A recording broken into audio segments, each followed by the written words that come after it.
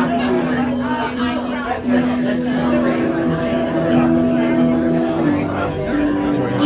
what I was going, thank you.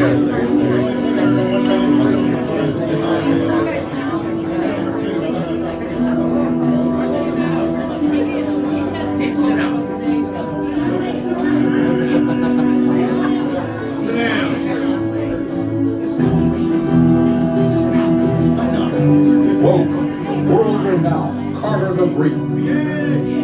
During the performance this evening, please, no photography or video recording. Tonight's featured show is about to begin. Sit back, relax, and enjoy the magic.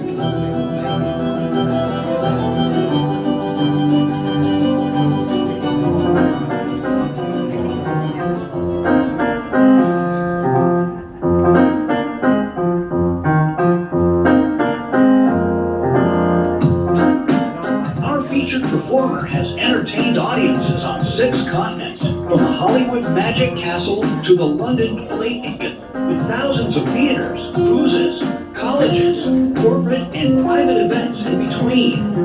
Please welcome back to the House of Cards your Chief Impossibility Officer, Joe Ann Turner. Good evening, everyone. My name is Joe Turner. Welcome to House of Cards, the Carter the Great showroom. It's a pleasure to have you here on Saturday night.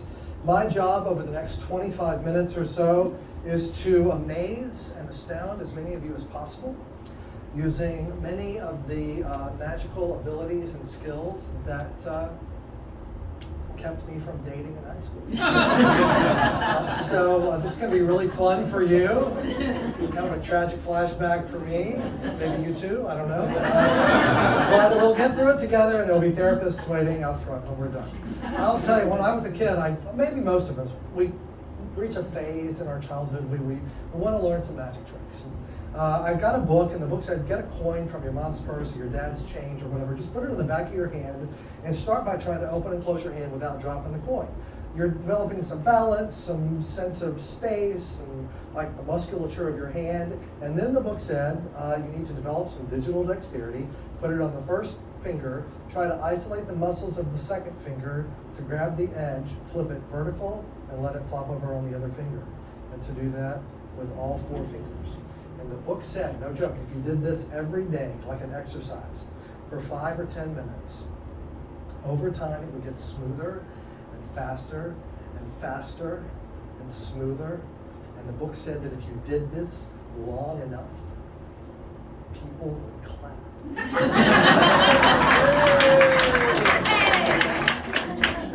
Apparently you didn't see, sir. I hate to leave anyone behind. All right, so I'm really glad you like it.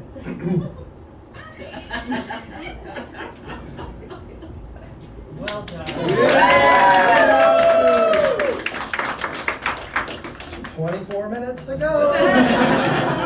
My friends were like you. They were like, that's a reasonably cool demonstration of dexterity, but it's not really magic per se, is it? Magic is when you take something and it disappears and it reappears somewhere else. When you take it from one place, insert it in one part of your body, and it politely travels to another. That would be magic. Like you, my friends were also stunned silent. They were like, well, technically it is magical. It's more magical than the rolling around thing, but it's not. I mean, clearly you're using sleight of hand. You're hiding the coin somehow between your fingers or somehow behind your hand, or maybe it's going up your sleeve, but you're using sleight of hand. If only you had some barrier made of steel or titanium or silk so that you would cover your hand, and when the coin went in your hand, we would know there's no way it's going through to the back, there's no way it's going around or up your sleeve. Then and only then, if the coin disappeared, might we believe it could be magic. And that was a pretty cool trick for a 7-year-old, don't you agree? Yep. So no action in high school. But by the time I got to college, and I could, thank you very much. We got invited to some parties, so that's kind of fun. And also, it appears I found the level of the room. So right. So, as you heard, my name is Joe M. Turner. The title that's on that introduction is Chief Impossibility Officer. That's because, frankly, most of the work I do is in corporate conferences and meetings and conventions and stuff. And I know you're like, really, that guy? And here I'm kind of laid back, but in the same thing in a conference, I'm like a rock star. It's unbelievable. So here's in the spirit of that, I'm going to call the meeting to order. We have 3 items on the agenda. First thing we're going to do is sleight of hand, conjuring, visual magic. You may have already seen Shadow and Gary and who else? Rampton is on tonight doing close-up magic. Did you see some of that earlier? They're going to be here around after. When you're done with the show, make sure you go see some more. Card tricks, coin tricks. I'm going to involve some people in the audience. I'd like to talk to some gentlemen who might be wearing rings that I could borrow temporarily. Have we got one in the front part of the house? Are you wearing a ring on your finger? What? Could I borrow one of those? What's your name? Rob, thank you very much. I promise to be very careful. This is like a signet style ring, isn't it? It's got a design on it, very nice. How about someone back here? What's your name, sir? Brady. Brady, may I borrow a ring? I promise to be very careful with this, because this looks very He's good. from Dodge City, you better be. From Dodge, Dodge City. Thank you, Marshall. All right. I haven't had a Gunsmoke reference in the show in some time. Thanks for coming. Don't forget your fiber. How about somebody over here? Have we got another ring somewhere around here? We got one. What's your name, sir? Victor. Victor, I'm going to come back in here and borrow that. So I got 3, oh, wow, very nice. 3 rings, 3 different metals, 3 different styles from 3 people in the audience. I'm going to use these rings to create an amazing experience for all of us. For most of us, it's going to be a magical moment, like a metaphor for the importance of human connection. It's very sweet. For 3 of the guys in the room, it's going to be the moment we realized we might be going home with 2 new guys.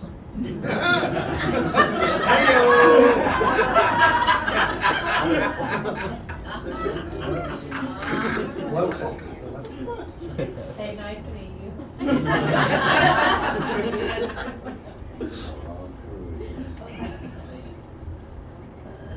Oh, nice. Do you see your ring physically linked on to the chain? I do. Of the other one. And it was Rob? Yes. Rob, thank you very much. A round of applause for Rob. And then next I have Marshall Dillon. Now Brady, yours was the silverish one. You see that? And then Victor, you had the darkest one there. You see that? Physically linked on to the chain of the other rings. People in the back are wanting to. That's crazy and deranged. Crazy and deranged. All right, so a round of applause for our 3 helpers. And they're going to get to claim these rings back at the host stand on the way out, as soon as the jeweler leaves. No, I'm just kidding. Let's see if we can get these. Let me start with Victor. Is that titanium? Yes.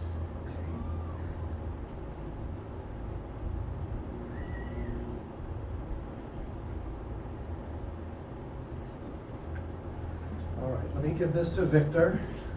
Please make sure it is in exactly the same condition that it was when we started. Yes? Victor, everything's good? Very good. Now let's see if we can get Rob and Brady. Let me get through just one of these rounds. And the rest of the chain here. Don't blink. I don't want you to miss this. I'm going to bring this to a satisfying conclusion. 1, 2, 3. Let's make sure. Wait. You take the one you want. That's good. And it's never going to leave your eyes, never going to leave your sight. Please take the remaining one. A round of applause for all 3 of our friends. Agenda item 1, box checked. Let's move on. Sure. Next section, a different branch of the illusion arts. We call it mentalism, parapsychology, mental magic, ESP. It boils down to the concept of mind reading. I'll be honest with you, I do not believe in the ability to read other people's minds. I have been married for 29 years. Those two things are related. However, I do believe in strong theater. And mind reading is a very strong theatrical premise because we live in a society where it's like they know everything about us. They know what's on our phones and our computers, and they know what we are talking about in the kitchen because they show us ads on Facebook for the next thing that we just said. And they know what we watch on TV, and they know where we went because of our GPS. I don't even know who they are, but they know. So this is the last bastion of privacy. And the premise that you could meddle around in there at all is pretty compelling. We're going to explore it in a safe way, and this time I'm going to ask the ladies to help. I'll ask all the ladies in the room to please think back in your memory to that first pang of puppy love that you remember, that crush, that first time you're like, oh, hello. Maybe a kid in your class, at school, or church, or across the street, or down the block, or if that first crush, if you remember that kid's first name, don't say it out loud, just think of it. If you can't say that, you don't feel comfortable sharing that, maybe it ended badly, maybe it's awkward because of the person you're sitting next to tonight, then I'll give you the opportunity to just think instead of a city somewhere in the world that you would like to go, or you've been and would like to go back, or maybe a gift that you received as a child or as an adult that meant something special to you, that you have an emotional memory about. So a memory in one of those categories, and I'm going to ask you, ma'am, to write down your memory right there. What's your name? Tammy, with a Y or an I? I-E, Tammy, very good, nice to meet you. I am Joe, also. Small world. Would you do the same? Would you write down a memory? What's your name? Rachel, nice to meet you. And how about, would you do it? You made eye contact, so I thought you might be willing to play. What's your name? Wendy. If you'll put down your memory on there. So these three ladies are going to write down a memory. Don't tell me which category you pick. It's just the one that you feel like you want to use. Write the memory, fold the card in half, and then fold it in half again. So once one way, once that way. So you fold the card into quarters. When you've done that, hold the folded card in the air so that I know you are finished. We've got Rachel. If you'll drop the card into my pocket, and then I'll take the pen. That's great. Are you done also? Did you fold it in half and half? Fold it, and she's got hers folded into quarters. If you'll drop the card into the pocket, and I'll take the pen. Thank you. And last but not least, of course, I'll take the pen, card in pocket. Thank you very much. Sir, you have an important job. If you'll hold one finger high in the air. Good choice. Thank you so much. Just drop your finger in the pocket to the bottom and stir. Just mix up the cards. Because people were watching as I did this, they said, well, you can stop that. They said, well, maybe he was watching as she put hers toward the one side and she put hers toward the other side, and now they're in a different configuration because you helped. Here's the game. I'm going to read these memories out loud, one at a time. I'm going to read this one, and I'm going to ask each of you if this is your memory. No matter how I ask it, you're going to say no. Okay? And that means that two of you will be telling the truth, and one of you will be lying. And I'm going to try to determine who the liar is. So I'm going to ask you, you're going to say no. Do you understand the rules? You're playing. Very good. You're playing. So here is the first memory. Paris. Paris. No. Paris. No.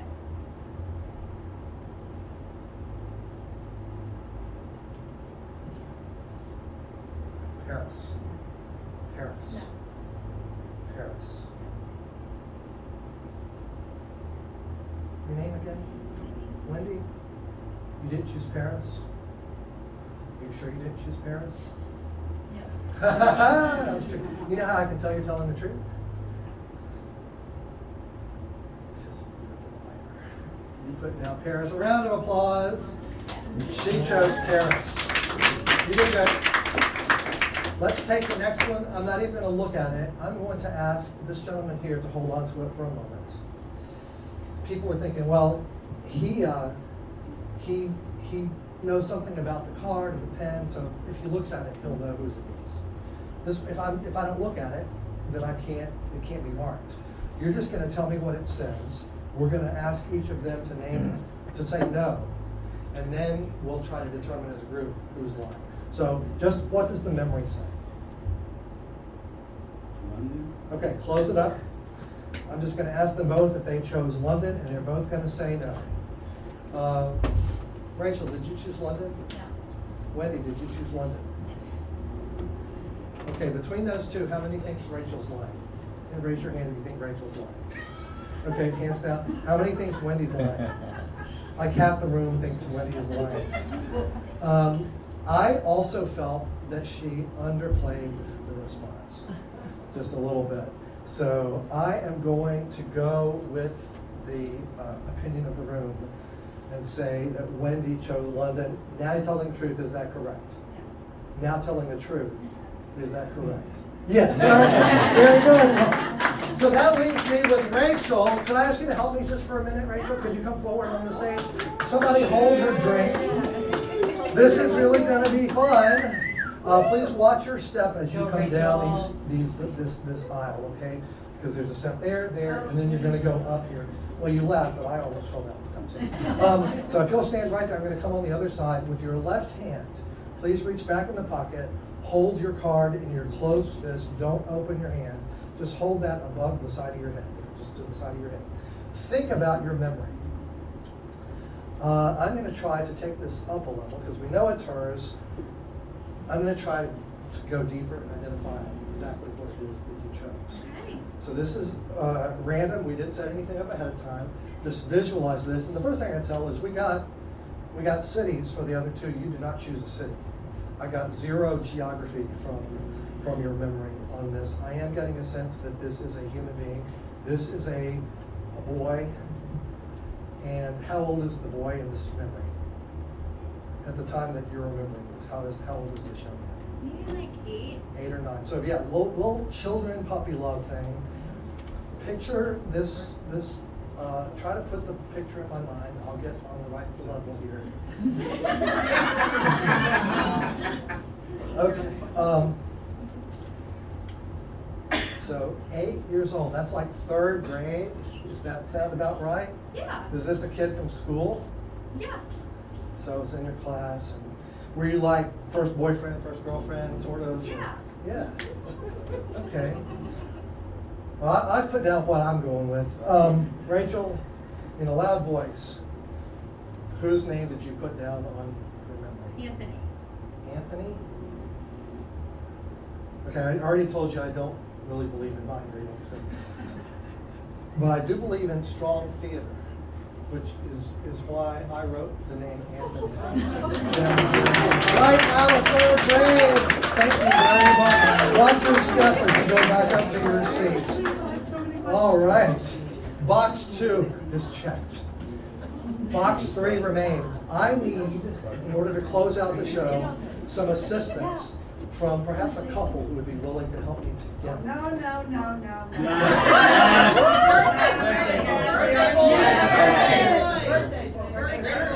Today, are you willing to help me? What's your name? Chris, thanks for helping. And please bring a woman from the audience up with you. Your choice. All right, Chris, you're doing great. If you'll come to this side, watch your step. And what's your name? Jamie, please watch your step as you come up over to this side. Oh, what a great dress. I like that. This last illusion is from a branch of the magical arts we call escapology, the art of escape. This is the kind of magic where people are bound or confined and they try to free themselves before something else happens, right? So it's going to be, no, it's going to be me. It's going to be me. I'm sorry, it's going to be me. Relax, it's all good. Well, with your permission, Jamie, I do need to remove my jacket. Is that okay? And I was raised in Mississippi to ask. So as the jacket comes off, ladies, so please do not rush. This happens. So You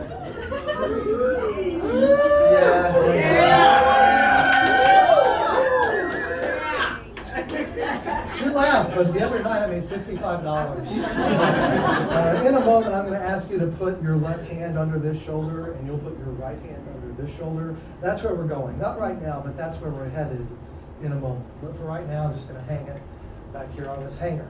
In order to do an escape, I have to have something from which to escape, which I brought this OSHA compliant House of Cards Magic Escape Kit with a piece of rope. If you'll hold that end, you'll hold this end. Please pull on it. Make sure it's solid cotton rope, nothing sneaky. Some people think, well, maybe there's something going on with the rope. It comes apart, something. No, it is solid Home Depot cotton poly woven rope. In the event I cannot free myself, the emergency kit contains a pair of scissors that you can use to cut me loose should the need arise. If anyone in this room is hypersensitive to highly bright light or highly reflective surfaces, now is your chance to get your protective eyewear, because these sleeves are going to go up, and what is underneath is horrifying. Oh my gosh, look at that! I mean, it's that's me, and that's the shirt. So that's really strange, and it's the same on this side. Yeah, you're laughing, but you can't spray this off. You have to grow this yourself. And I'll just show you that so that you see there's nothing hiding up the sleeves. If you'll let go for a moment, I'll start with a single knot. Please take the ends again. I'm going to put my wrist in there. I want you to pull it down till it's on my skin. Now use both hands and pull it tight. Steady, hard. I will stop you if I pull it tight. So pull it tighter. Now you felt it cinch down a little bit more. Keep the pressure on. I don't know if you can see in the back, you're looking right down the aisle, but up front you can see my skin is starting to be kind of wrenched into that knot right there. See that? So that's good. Keep pulling. Oh, it went a little more, like another 32nd of an inch. Now if you just drop the ends completely, just drop it, you'll see it maintains that pressure. It cinches down because it's cotton rope. And you said it was Jamie. I'm going to let you take the other ends and tie them around my other wrist. And if you will, please, tie the first knot. Go help her with that first knot. Pull it real tight so there's no slack. Oh, there's more. Come on. Ah, there it is. Now keep it tight, sir, and put another knot on top, so that there's no hidden slack. Now, you can get your finger in there, but you couldn't get your whole hand through either of those. All right, but I'm going to ask you to hold the jacket the way I showed you a moment ago. I'm going to let this lady right here check out how good a job they did. You can see both wrists are tied together. Put another knot on there. Well, that's nice. That was said with authority. It's like, I know what I'm doing, Magic Kid. You get out of here. Okay, that's fine. All right, turn it around the other way, and you just put one, and now you put your left hand right under that shoulder, and you put your, perfect. And just hold it up just a little bit to my chin. In a moment, I will attempt to free myself from the impossible bonds into which I have been placed. This I'm going to do in 30 seconds or less as measured by your watch. Are you wearing a watch? Do you have a second hand? That's going to turn off if you just hold it there, right? Okay, well then instead of your watch, I'm going to depend on your sense, your intrinsic sense of rhythm. You have good rhythm, so just hold your left hand up. Are you wearing a watch? Yes, but you're also wearing is that a mind watch? Okay, then hold your left hand up, and you're going to just snap your fingers. 1, 2, 3, Mississippi. That's a little fast. Now, we'll get that. I won't be able to do it down in front of my body. Remember, they tied my hands behind my body, including this lady right here. But I'll try to do it from the front. But they are bound together. And so my friend is going to start snapping your fingers. 1, 2, and you're going to give me on your mark. Good, set, go. And then every 5 seconds, you guys are all going to call out 5, 10, 15, and I get 30 seconds to free myself. Okay, you ready? Okay, give me the count. Go. 1. Oh, we did good. 5. Oh, really? 5? Okay, already. That was faster than I thought. What's that? 10. That's 10 already? Why don't we just stop there and give them both a big round of applause? They did such a good job.